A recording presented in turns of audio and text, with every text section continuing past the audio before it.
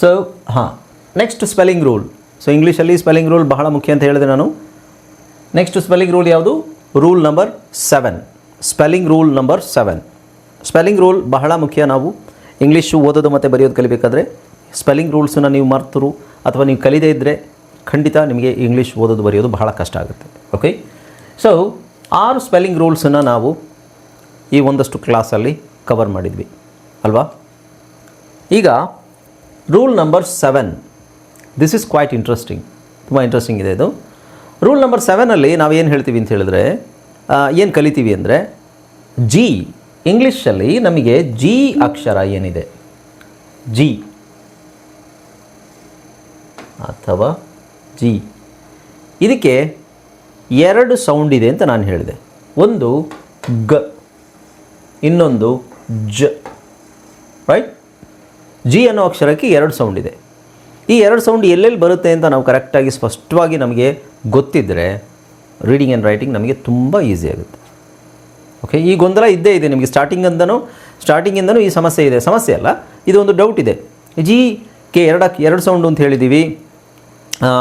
ಹೇಳಿದ್ದಾರೆ, ಆದರೆ ಅದನ್ನು ಎಲ್ಲಿ ಬಳಸೋದು, ಹೇಗೆ ಅದನ್ನು ಐಡೆಂಟಿಫೈ ಮಾಡೋದು? ಓಕೆ, ಸೊ ಈಗ ನಾವು ಅದನ್ನು ನೋಡೋಣ. ಇದರಲ್ಲಿ ನಿಮಗೆ 4 ರೂಲ್ಸ್ ಬರುತ್ತೆ, 4 ಪಾಯಿಂಟ್ಸ್ ಬರುತ್ತೆ. ರೂಲ್ಸ್ ಅಲ್ಲ, ಪಾಯಿಂಟ್ಸ್ ಬರುತ್ತೆ, but it is actually rule points. ನಮಸ್ಕಾರ ಸ್ನೇಹಿತರೆ, ನಾನು ನಿಮ್ಮ ಇಂಗ್ಲಿಷ್ ಟ್ರೈನರ್ ಅನಿಲ್ ಕುಮಾರ್. ಬನ್ನಿ ಇಂಗ್ಲಿಷ್ ಕಲಿಯೋಣ ಚಾನಲ್ಗೆ ಎಲ್ಲರಿಗೂ ಮತ್ತೊಮ್ಮೆ ಸ್ವಾಗತ. ಸ್ನೇಹಿತರೆ, ನೀವು ಈ ಚಾನಲ್ಗೆ ಹೊಸರಾಗಿದ್ದರೆ ದಯವಿಟ್ಟು ಚಾನಲ್ನ ಸಬ್ಸ್ಕ್ರೈಬ್ ಮಾಡೋದನ್ನ ಮರಿಬೇಡಿ. ಹಾಗೆ ಪಕ್ಕದಲ್ಲಿರುವ ಬೆಲ್ ಐಕಾನ್ ಕ್ಲಿಕ್ ಮಾಡಿ. ನಾವು ಹಾಕುವ ಎಲ್ಲ ವಿಡಿಯೋಗಳಿಗೆ ನಿಮಗೆ ನೋಟಿಫಿಕೇಶನ್ ಬರುತ್ತೆ. ಜಸ್ಟ್ ನೋಟಿಫಿಕೇಶನ್ ಕ್ಲಿಕ್ ಮಾಡಿ ಆ್ಯಂಡ್ ಲರ್ನ್ ಇಂಗ್ಲಿಷ್. ಸ್ನೇಹಿತರೆ, ಈ ವಿಡಿಯೋನ ದಯವಿಟ್ಟು ಕೊನೆ ತನಕ ನೋಡಿ, ಯಾಕೆಂದರೆ ಬಹಳ ಮುಖ್ಯ ವಿಡಿಯೋ ಇದು. ಹಾಗೆ ಈ ವಿಡಿಯೋಗೆ ಒಂದು ಲೈಕ್ ಅನ್ನು ಕೊಟ್ಬಿಡಿ. ಈ ವಿಡಿಯೋದಲ್ಲಿ ನಿಮಗೆ ಯಾವ್ದಾದ್ರು ಡೌಟ್ ಇದ್ದರೆ ಕಮೆಂಟ್ ಸೆಕ್ಷನ್ ಕಮೆಂಟ್ ಮಾಡಬಹುದು. ಹಾಗೆ ದಯವಿಟ್ಟು ಇದನ್ನ ಎಲ್ಲರಿಗೂ ಶೇರ್ ಮಾಡಿ. Right, so without any further do let's dive into the video. Hi friends, ಇದೊಂದು ವಿಶೇಷ ಸೂಚನೆ. ನಮ್ಮಲ್ಲಿ ಇದೀಗ ಆನ್ಲೈನ್ ಸ್ಪೋಕನ್ ಇಂಗ್ಲಿಷ್ ಕೋರ್ಸ್ನ ಹೊಸ ಬ್ಯಾಚ್ ಶುರುವಾಗಿದೆ. ನೀವು ಇನ್ಮೇಲೆ ಎಲ್ಲೂ ಹೊರಗಡೆ ಹೋಗಿ ಇಂಗ್ಲಿಷ್ ಕಲಿಯುವ ಅವಶ್ಯಕತೆ ಇಲ್ಲ. ಮನೆಯಲ್ಲೇ ಕೂತ್ಕೊಂಡು ಯಾವುದೇ ಟೆನ್ಷನ್ ಇಲ್ಲದೆ, ಏನು ಮುಗಿದಿರಬಿಲ್ಲದೆ ಇಂಗ್ಲಿಷ್ ಮಾತಾಡೋದನ್ನ ಕಲಿಯಬಹುದು. ಸ್ನೇಹಿತರೆ, ಸ್ಪೋಕನ್ ಇಂಗ್ಲಿಷ್ ಮಾತ್ರ ಅಲ್ಲ, ನಿಮಗೆ ಇಂಗ್ಲಿಷ್ನ ಓದಲಿಕ್ಕೆ ಬರಲಿಕ್ಕೆ ಬರಲ್ಲ ಅಂತ ಇಟ್ಕೊಳ್ಳಿ. ಈಗ ಇಂಗ್ಲಿಷಲ್ಲಿ ನಿಮಗೆ ಓದಲಿಕ್ಕೆ ಬರಲಿಕ್ಕೆ ಬರಲ್ಲ, ಬರೀ ನಿಮಗೆ ABCD ಮಾತ್ರ ಗೊತ್ತು, ಅಥವಾ ABCD ಓದಿಲ್ಲ ಅಂತ ಇಟ್ಕೊಳ್ಳಿ. ಸೊ ABCD ಓದಿಲ್ಲ ಅಂತ ಪರವಾಗಿಲ್ಲ, ನಾವು ನಿಮಗೆ ಇಂಗ್ಲಿಷ್ನ ಬೇಸಿಕ್ ಇಂದನೇ ಓದಲಿಕ್ಕೆ ಮತ್ತೆ ಬರಲಿಕ್ಕೆ ಸಹ ಹೇಳ್ಕೊಡ್ತೀವಿ. ಅದು ಅಲ್ಲದೆ ನೀವು ಒಂದು ವೇಳೆ ಕನ್ನಡ ಬರಲ್ಲ ಅಂತ ಇಟ್ಕೊಳ್ಳಿ, ಕನ್ನಡನೂ ಹೇಳ್ಕೊಟ್ಟು ಕನ್ನಡದಿಂದ ಇಂಗ್ಲಿಷ್ನ ಹೇಗೆ ಓದೋದು, ಕನ್ನಡನೂ ನಾವು ಹೇಳ್ಕೊಟ್ಟು ಅದರ ಮೂಲಕ ಇಂಗ್ಲಿಷ್ನ ಹೇಗೆ ಕಲಿಯೋದು ಅನ್ನೋದನ್ನ ನಾವು ಈ ಕೋರ್ಸಲ್ಲಿ ಇನ್ಕ್ಲೂಡ್ ಮಾಡಿದ್ದೀವಿ. ಸ್ನೇಹಿತರೆ, ಈ ಕೋರ್ಸನ್ನು ಚಿಕ್ಕ ಮಕ್ಕಳನ್ನು ಹೊರತುಪಡಿಸಿ ಬೇರೆ ಯಾರು ಬೇಕಾದ್ರೆ ಈ ಕೋರ್ಸ್ಗೆ ಜಾಯ್ನ್ ಆಗಬಹುದು. ನೀವು ಕೆಲಸಕ್ಕೆ ಹೋಗಿರ್ಬೋದು, ಮನೆಯಲ್ಲಿ ಇರ್ಬೋದು, ಅಥವಾ ನೀವು ಯಾವುದೋ ಒಂದು ಬಿಸ್ನೆಸ್ ಮಾಡ್ತಾ ಇರ್ಬೋದು. ಓಕೆ, ಸೊ ಯಾರು ಬೇಕಾದರೂ ಈ ಕೋರ್ಸ್ನ ಜಾಯ್ನ್ ಆಗಬಹುದು. ಹಾಗಾದ್ರೆ ಸ್ನೇಹಿತರೆ, ತಡ ಯಾಕೆ? ಈ ಸ್ಪೋಕನ್ ಇಂಗ್ಲಿಷ್ ಕೋರ್ಸ್ ಮತ್ತು English basic reading and writing ಕೋರ್ಸ್ನ ಜಾಯ್ನ್ ಆಗಬೇಕು ಅಂತ ಆಸಕ್ತಿ ಇರೋರು ಈ ಕೂಡಲೇ ನಿಮ್ಮ ಫೋನ್ ತೆಗೆದುಕೊಳ್ಳಿ, ಹಾಗೂ ಇಲ್ಲಿ ಬರ್ತಿರುವಂತಹ ನಂಬರ್ಗೆ ಅಥವಾ ಕೆಳಗಡೆ ಬರ್ತಾ ಇರುವಂತಹ ನಂಬರ್ಗೆ ನೀವು ಕರೆ ಮಾಡತಕ್ಕದ್ದು, ಅಥವಾ ವಾಟ್ಸ್ಆ್ಯಪ್ನಲ್ಲಿ ಸಂಪರ್ಕಿಸಿ ನಿಮ್ಮ ಹೆಸರನ್ನು ರಿಜಿಸ್ಟರ್ ಮಾಡಿಕೊಳ್ಳಿ. G is always hard. Okay, so ನಾನು ಒಂದೊಂದೇ ಹೇಳ್ತೀನಿ, ಒಂದೊಂದೇ ನೋಡೋಣ. ಓಕೆ, 4 ಪಾಯಿಂಟ್ಸ್ ಬರುತ್ತೆ, ಒಂದೊಂದೇ ನೋಡೋಣ. ಸೊ ರೂಲ್ ನಂಬರ್ 7ಅಲ್ಲಿ ಸಾಫ್ಟ್ ಜಿ, ಆಮೇಲೆ ನಾವು soft G and hard G ಅಂತ ಹೇಳ್ತೀವಿ. ಫಸ್ಟಿಗೆ ಜಿಗೆ 2 ಸೌಂಡ್ ಇದೆ ಅಂತ ಹೇಳಿದ್ನಲ್ಲ, ಅದನ್ನು soft G and hard G ಅಂತ ನೋಡೋಣ.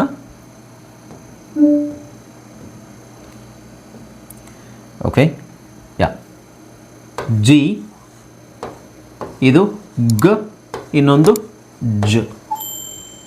ಓಕೆ, ಸಿ ಗ ಅಂತ ಏನು ಹೇಳ್ತೀವಿ, ಇದಕ್ಕೆ ನಾವು ಹಾರ್ಡ್ ಜಿ ಅಂತ ಹೇಳ್ತೀವಿ. ಹಾರ್ಡ್ ಅಂದರೆ ಗ, ಹಾರ್ಡ್. ಓಕೆ, ಹಾರ್ಡ್, ಇದು ಹಾರ್ಡ್ ಅಂತ ಅನ್ಕೊಳ್ಳೋದಲ್ಲ, ಇದೇ ಹಾರ್ಡು. ಈ ಜ ಅಂತ ಏನು ಹೇಳ್ತೀವಿ, ಇದು ಸಾಫ್ಟ್. ಓಕೆ, ಸೊ ನಾವು ಸೌಂಡ್ಸನ್ನು ಐಡೆಂಟಿಫೈ ಮಾಡಬೇಕಾದ್ರೆ ಅದನ್ನು ಸಾಫ್ಟ್ ಆ್ಯಂಡ್ ಹಾರ್ಡ್ ಜಿ ಅಂತ ಹೇಳಬೇಕು. ಸಾಫ್ಟ್ TH, ಹಾರ್ಡ್ TH ಅಂತ ಹೇಳಬೇಕು. ಸೌಂಡ್ಸನ್ನು ಸಾಫ್ಟ್ ಮತ್ತು ಹಾರ್ಡ್ ಅಂತ ಕ್ಯಾಟಗರೈಸ್ ಮಾಡ್ತೀವಿ. Okay, right. ಸೊ ಜಿನ ನಾವು ಗ ಅಂತ ಹೇಳಿದ್ರೆ ಅದು ಹಾರ್ಡ್ ಜಿ, ಜಿನ ನಾವು ಜ ಅಂತ ಹೇಳಿದ್ರೆ that is soft G. Okay, ಇದು ನೆನಪಲ್ಲಿ ಇಟ್ಕೊಳ್ಳಿ. ರೈಟ್, ಈಗ first point which is the first rule, ಇದೇನು ಹೇಳುತ್ತೆ ಅಂದರೆ AUOL ಮತ್ತು R ಅಕ್ಷರಗಳು. ಯಾವ್ಯಾವ ಅಕ್ಷರಗಳು? AUOL ಮತ್ತು R ಅನ್ನೋ ಅಕ್ಷರಗಳು ಜಿ ಆದ ನಂತರ ಬಂದರೆ ಜಿ ಅಕ್ಷರದ ಉಚ್ಚಾರಣೆ ಗ ಆಗುವುದು. ಏನು? AUOL ಮತ್ತು R ಅಕ್ಷರಗಳು ಜಿ ಅಕ್ಷರದಕ್ಕಿಂತ ಮುಂಚೆ ಜಿ ಆದಮೇಲೆ ಬಂದರೆ ಆ ಅಕ್ಷರ, ಆ ಜಿ ಏನಿದೆ ಅದು ಗ ಅಂತ ಹೇಳಬೇಕಾಗುತ್ತೆ. ಎಕ್ಸಾಂಪಲ್ ನೋಡಿದ್ರೆ ಗೊತ್ತಾಗುತ್ತೆ. ರೂಲ್ ನೋಡಿದಾಗ ನಿಮಗೆ ಸ್ವಲ್ಪ ಕನ್ಫ್ಯೂಸಿಂಗ್ ಅನಿಸುತ್ತೆ. ಎಕ್ಸಾಂಪಲ್ ನೋಡಿ, ಈಗ ಜಿ ಆದಮೇಲೆ ಎ ಬಂದಿದೆಯಾ? So A. ಜಿ ಆದಮೇಲೆ ಯು ಬಂದಿದೆಯಾ? ಇಲ್ಲಿ ಯು ಇದೆ. ಜಿ ಆದಮೇಲೆ ಓ ಬಂದಿದೆಯಾ? ಓ. ರೈಟ್. ಇಲ್ಲಿ ಜಿ ಆದಮೇಲೆ ಎಲ್ ಇದೆಯಾ, ಎಲ್. ಜಿ ಆದಮೇಲೆ ಆರ್ ಇದೆಯಾ, ಈ ಆರ್ ಅಲ್ವಾ. ಸೊ ಈ ಥರ ಕಾಂಬಿನೇಷನ್ ಬಂದಾಗ ಜಿ ಆದಮೇಲೆ ಎ ಬಂದರೆ ಅದು ಯಾವತ್ತೂ ನಿಮಗೆ ಜ್ಯಾ ಅಂತ ಬರೋದಿಲ್ಲ. ಜಿ ಆದಮೇಲೆ ಎ ಬಂದರೆ ಇಟ್ ಈಸ್ ಆಲ್ವೇಸ್ ಗ್ಯಾ ಆರ್ ಗಾ. ಓಕೆ, ಸೊ ಇಲ್ಲಿ G A R D E N, garden. G A R A G E, garage. G A galaxy, G A gather, gather. G A S gas, G A S P gasp. ಇಲ್ಲಿ ಏನು ಬಂದಿದೆ ನಿಮಗೆ, ಗ ಗ ಗ ಗನೇ ಬಂದಿದೆ. ಇಲ್ಲಿ ಜ ಅಂತ ಹೇಳೋ ಅವಶ್ಯಕತೆ ಇಲ್ಲ, ಜ ಅಂತ ಹೇಳಬಾರ್ದು. ಯಾಕೆಂದರೆ ನಾವು ಜಾ ಅಂತ ಹೇಳಬೇಕಾದ್ರೆ ಜೆ ಎ ಬರುತ್ತೆ, ಜೆ ಎ ಜಾ. ಜಿ ಎ ಈಸ್ ಆಲ್ವೇಸ್ ಗ್ಯಾ. ಓಕೆ, ಸೊ ಎರಡನೇದು ಜಿ ಯು. ಜಿ ಯು ಬಂದಾಗ ನಿಮಗೆ ಗ ಅಂತಲೇ ಬರುತ್ತೆ. ಜಿ ಯು ಇಲ್ಲಿ ನೋಡಿ, ಗಿಟಾರ್, ಗೈಡ್, ಗಾರ್ಡ್, ಗೆಸ್. ಗ ಗ ಗ ಗ, ಇಲ್ಲೂ ಗ ಗ ಗ ಗ. ಓಕೆ, ಸೊ ಇಲ್ಲಿ G O, go. G O L D, gold, goat, gold, goal. So ಇಲ್ಲೇನು ಸೌಂಡ್ ಬರ್ತಾ ಇದೆ ನಿಮಗೆ, ಗ ಗ ಗ. ಹಾಗೆ ಇಲ್ಲಿ ಜಿ ಎಲ್ ಇದೆ. ಜಿ ಎಲ್ಲನ್ನು ನಾವು ಜಲ ಅಂತ ಹೇಳೋಕ್ಕಾಗಲ್ಲ, ಗ್ಲ ಅಂತಲೇ ಹೇಳಬೇಕು. Glass, glove, globe, glove, glide. ಗ ಗ ಗ ಬರ್ತಾ ಇದೆಯಾ, ಅಬ್ಸರ್ವ್ ಮಾಡ್ತಾ ಇದ್ದೀರಾ, ಗ. It's very simple. G R ಇದೆ. ಜಿ ಆರ್ ಬಂದಾಗ ಗ ಗ್ರ್ ಅಂತ ಹೇಳ್ತೀವಿ, right. Green, ground, grape, grow, grass. Okay, so G ಅಕ್ಷರ ಗ ಎಲ್ಲೆಲ್ಲಾಗುತ್ತೆ ಅಂತ ಹೇಳಿದ್ರೆ ಕಡ್ಡಾಯವಾಗಿ ಎಲ್ಲೆಲ್ಲಾಗುತ್ತೆ, ಎ ಯು ಒ ಎಲ್ ಮತ್ತು ಆರ್ ಅಕ್ಷರಗಳು ಜಿಗಿಂತ ಮುಂಚೆ ಬಂದರೆ, ಅದಾದಮೇಲೆ ಅಥವಾ ಈ ಅಕ್ಷರಗಳು ಜಿ ಆದ ನಂತರ ಬಂದರೆ, ಜಿಗಿಂತ ಮುಂಚೆ ಅಲ್ಲ, ಸಾರಿ, ಜಿ ಆದ ನಂತರ ಬಂದರೆ ಇದಕ್ಕೆ ನಾವು ಗ ಉಚ್ಚಾರಣೆ ಹೇಳ್ತೀವಿ. ಓಕೆ, ಸೊ ಇನ್ನು ಜ ಎಲ್ಲಿ ಹೇಳ್ತೀವಿ ನೋಡೋಣ. ಗ ಗೊತ್ತಾಯ್ತಲ್ವಾ, ಆ ಗ ಫಸ್ಟ್ ಎಲ್ಲೆಲ್ಲಿ ಹೇಳ್ತೀವಿ ಅಂತ ನೋಡೋಣ, ಆಮೇಲೆ ಜ ಎಲ್ಲೆಲ್ಲಿ ನೋಡೋಣ.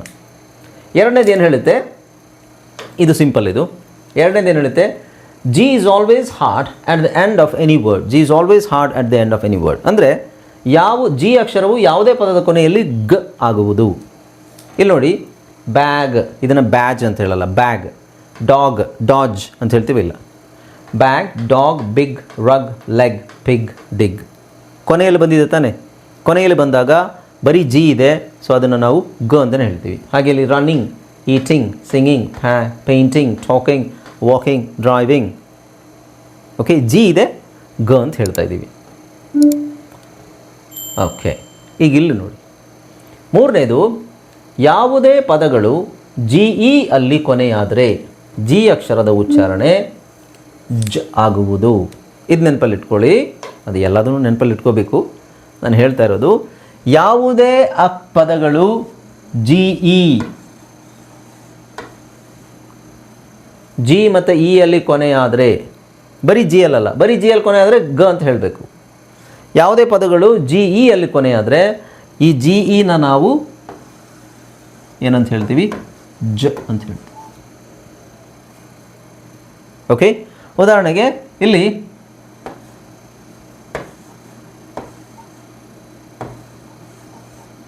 ಇದೇನಾಗುತ್ತೆ, R A G, rag, rag, rag, ಗ ಅಂತ ಹೇಳ್ತಾ ಇದ್ದೀವಿ. ಅದೇ ನಾವಿಲ್ಲಿ ಇ ಹಾಕಿದ್ರೆ ರ್ಯಾಗ್ ಆಗಲ್ಲ, ಇಟ್ ಈಸ್ ರೇಜ್, ರೇಜ್. ರೇ ಯಾಕಾಗುತ್ತೆ, ಇಲ್ಲಿ ಇ ಇರೋದ್ರಿಂದ ಪಕ್ಕದಲ್ಲಿರೋ ವಾವೆಲ್ ಏನಿರುತ್ತೆ ಅದು ಲಾಂಗ್ ವಾವೆಲ್ ಆಗುತ್ತೆ.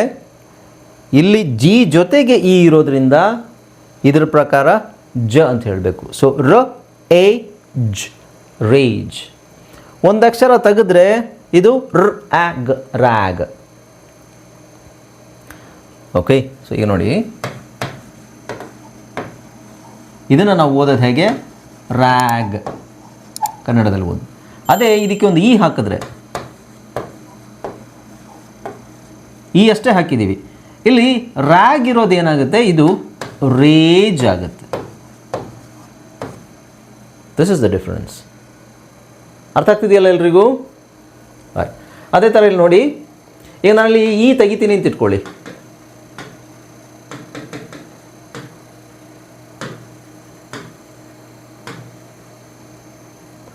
ಈ ಇಲ್ಲ ಅಂದರೆ ಇದರ ಉಚ್ಚಾರಣೆ ಏನಾಗುತ್ತೆ ಗೊತ್ತಾ? STAG stack. ಯಾಕೆ ಹೇಳಿ? ಇದಕ್ಕಿಂತ ಮುಂಚೆ ನಾನೇನು ಹೇಳಿದೆ, ಕೊನೆಯಲ್ಲಿ ಜಿ ಬಂದರೆ ಅದನ್ನು ಗ ಅಂತ ಹೇಳಬೇಕು. So STAG stack, STAGE stage, PAG ಪ್ಯಾಗ್, PAGE page. So ಇದು ಈ ಥರ ಬರೋದಿಲ್ಲ ವರ್ಡ್ಸು, ಜಸ್ಟ್ ನಾನು ಸುಮ್ಮನೆ ಹೇಳ್ತೇನೆ. ಸೊ ಗೇಜ್, ಗ್ಯಾಗ್ ಅಂತ ಆಗ್ಬೋದು, ಗೇಜ್. ಎಂಗ್ಯಾಗ್, ಎಂಗೇಜ್. ಸೊ CHANG ಚಾಂಗ್. ಈ ಹಾಕಿದ್ರೆ ಚೇಂಜ್. ಅರ್ಥ ಆಯ್ತಾ? ಸೊ ಯಾವುದೇ ಪದದಲ್ಲಿ, ಇಂಗ್ಲೀಷಲ್ಲಿ ಯಾವುದೇ ಪದದಲ್ಲಿ ನಿಮಗೆ GE ಕೊನೆಯಲ್ಲಿ ಬಂತ ಅದನ್ನು ಜ ಅಂತಲೇ ಹೇಳಿ, ಅಥವಾ ಜ ಅಂತ ಹೇಳಬೇಕು, ಅಥವಾ ಝ್ ಅಂತ ಹೇಳ್ಬೋದು. ಎರಡು ಸೌಂಡ್ ಇದೆ, ಬಟ್ ಬೇಸಿಕ್ಲಿ 99.9% ವರ್ಡ್ಸ್ ನಿಮಗೆ ಜ ಅಂತಲೇ ಬರೋದು. ಓಕೆ, ಇಲ್ಲಿ ನೋಡಿ, change, range, large, cage, manage, message, age, page, cage, rage, gauge. GE ಬಂದರೆ ಜ. ಓಕೆ, ಅದೇ ಥರ ಯಾವುದೇ ಪದದ ಕೊನೆಯಲ್ಲಿ ನಮಗೆ ಜಿ ಜೊತೆಗೆ ಡಿ ಬಂದರೆ DGE. DGE ಬಂದರೆ ಡಿ ಸೈಲೆಂಟ್ ಆಗಿರುತ್ತೆ, GEನ ಜ ಅಂತ ಹೇಳಬೇಕು. ಸೊ ಇದೊಂದು ಸಿಂಪಲ್ ರೂಲು. ಕರೆಕ್ಟಾಗಿ ನೀವು ಅರ್ಥ ಮಾಡಿಕೊಂಡ್ರೆ ನಿಮಗೆ ಗೊಂದಲ ಇರೋದಿಲ್ಲ, ಕನ್ಫ್ಯೂಷನ್ ಇರೋದಿಲ್ಲ. ಅರ್ಥ ಆಯ್ತಾ?